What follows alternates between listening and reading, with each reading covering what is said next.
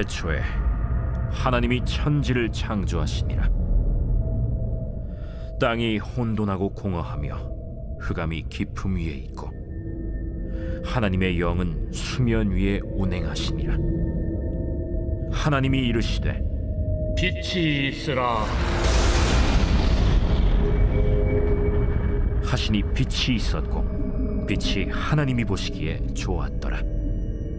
하나님이 빛과 어둠을 나누사 하나님이 빛을 낮이라 부르시고 어둠을 밤이라 부르시니라. 저녁이 되고 아침이 되니 이는 첫째 날이니라. 하나님이 이르시되 물 가운데 궁창이 있어 물과 물로 나뉘라. 하나님이 궁창을 만드사 궁창 아래의 물과 궁창 위의 물로 나뉘게 하시니 그대로 되니라. 하나님이 궁창을 하늘이라 부르시니라. 저녁이 되고 아침이 되니 이는 둘째 날이니라. 하나님이 이르시되 천하의 물이 한 곳으로 모이고 묻이 드러나라. 하시니 그대로 되니라. 하나님이 묻을 땅이라 부르시고 모인 물을 바다라 부르시니 하나님이 보시기에 좋았더라. 하나님이 이르시되 땅은 풀과 씨 맺는 채소와 각기 종류대로 씨 가진 열매 맺는 나무를 내라. 하시니 그대로 되어 땅이 풀과 각기 종류대로 씨 맺는 채소와 각기 종류대로 씨 가진 열매 맺는 나무를 내니 하나님이 보시기에 좋았더라. 저녁이 되고 아침이 되니 이는 셋째 날이니라.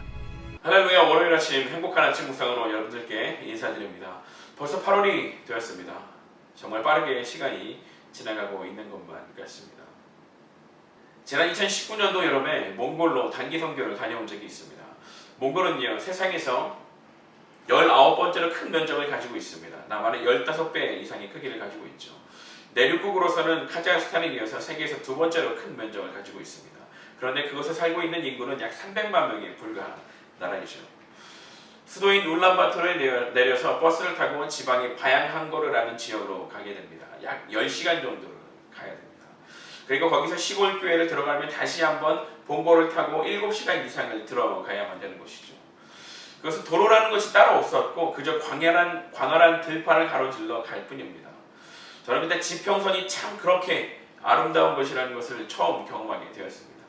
또한 밤이 되면 하늘에 은하수가 길고 진하게 깔려있는 것들을 바라보았죠.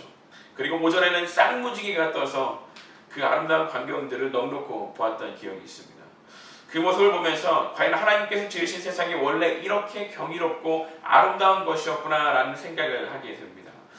그러나 인간이 더 잘 살아보기 위해 창조된 것들을 왜곡하고 변질시키면서 그러한 아름다움과 경이로움을 잃어가고 있는 것 같습니다. 여러분, 유한한 인간의 제한된 지식으로는 무한하신 하나님에 대해 충분히 알 수 없습니다. 그래서 하나님은 우리가 하나님을 인식할 수 있도록 자신을 드러내 보여주셨습니다. 그것을 계시라고 하죠. 하나님은 우리와 더불어 소통하시기를 원하셨기 때문에 모든 우주적인 현상과 자연적인 현상들을 통하여서 사람들이 하나님을 인식하고 자연의 질서와 신비 가운데 세상을 만드신 하나님과 교통할 수 있도록 하여 주셨습니다. 이것을 일반 계시라고 하죠. 그런데 인간이 타락함을 통하여서 죄가 세상에 들어오고 이 죄는요, 일반 계시의 방편이었던 창조 세계의 아름다움을 훼손하여 버리고 자연을 통한 하나님의 계시를 모호하게 만들고 하나님을 인식하지 못하도록 가리워 버렸다는 것입니다. 지금 우리 시대 가운데 별 하나 보기 힘든 하늘, 매캐한 매연과 뿌연 스모그 현상 등 자연 속에서 하나님을 발견할 수 없도록 만들어진 세상을 살아가고 있습니다. 그 모든 것이 사단의 계략들인 것이죠. 그렇기 때문에 더 이상 일반 계시를 통해 하나님의 뜻을 올바로 파악할 수 없게 된 타락한 인간을 구원하시기 위해서 하나님은요, 자연 질서를 초월하여서 직접적으로 계시하여 주셨습니다. 이것을 특별 계시라고 하죠.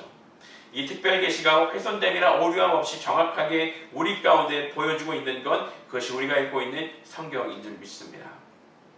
오늘부터 우리가 창세기를 시작하면서 죄로 물들어버린 우리네 삶의 모습들 그 이전에 원초적인 아름다움을 발견하는 귀중한 시간들이 되시기를 간절히 축복드립니다. 오늘 1장 13절까지의 말씀들 속에는 먼저 세상의 시작이 나타나고 있죠.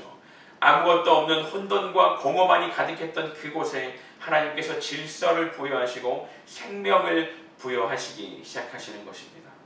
분명한 것은 하나님께서 세상을 창조하기 전에 세상에 생명이라는 것은 없었다라는 것이죠.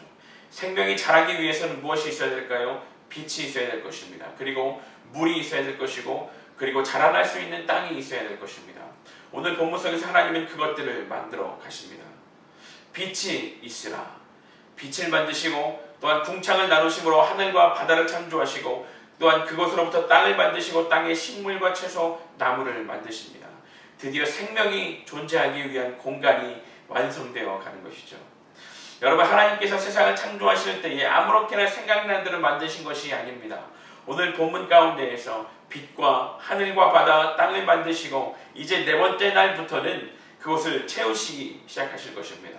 그리고 마침내 하나님의 창조 세계 속에 생명이 시작하게 되는 것이죠. 자신의 형상을 따라 만드신 아름다운 인간의 창조까지 나아가게 됩니다. 오늘 말씀 속에서 하나님께 대한 경이로움을 회복하고 창조의 원초적인 아름다움을 생각하며 더불어 내가 회복해야 될 신앙의 가장 기본이 무엇인가를 한번 생각해 보시기를 소망합니다. 창세기를 시작하며 말씀은 선포합니다. 브레시트 바라 엘로힘, 즉 태초에 하나님이 천지를 창조하시니라. 만약 우리가 이 놀라운 첫 구절의 말씀을 진정으로 믿는다면 우리 신앙은 결코 흔들리지 않을 것입니다. 자연 속에서 하나님을 나타내시는 일반 계시를 막는 사단의 계획의 목적은 무엇입니까? 천지를 창조하신 하나님을 부정하게 만드는 것입니다. 모든 죄의 목적은 태초에 하나님이 천지를 창조하셨다는 그 선포를 부정하고 의심하게 만드는 것이죠. 여러분, 이른 아침 짙은 안개를 경험하신 적이 있습니까? 뿌옇게 가려서 불과 몇 미터 앞도 잘 보이지 않습니다. 그런데 아침에 햇살이 안개를 비추면 어떻게 해야 됩니까? 언제 그랬냐는 듯 가려졌던 세상이 선명하게 보이기 시작하는 것이죠. 여러분, 진리를 모호한 것으로 흐릿하게 만들어버리는 사단 마귀의 안개와 같은 가리움에 이 말씀을 비추시기를 바랍니다. 태초에 하나님이 천지를 창조하시니라. 그럴 때 온전한 하나님의 진리가 우리의 삶 가운데 밝게 보여지게 될 줄 믿습니다. 오늘 하루 살아가며 태초에 하나님이 천지를 창조하신 그 하나님의 놀라우심을 경험하며 살아갈 수 있는 우리의 삶이 되기를 간절히 축복드립니다. 함께 기도하겠습니다. 전능하신 하나님, 창세기를 시작하며 하나님의 놀라우심과 아름다움을 다시 한번 묵상합니다. 아름다운 세상이 더 이상 아름답지 않게 변해버린 것은 우리의 죄악 때문입니다. 태초에 하나님이 천지를 창조하셨다는 온전한 신앙을 회복하게 하여 주시고 우리가 사는 세상 곳곳에서 여전히 역사하시는 하나님의 흔적을 날마다 발견하며 감사하는 삶이 되게 하여 주옵소서. 감사드리며 거룩하신 예수님의 이름으로 간절히 기도합니다. 아멘.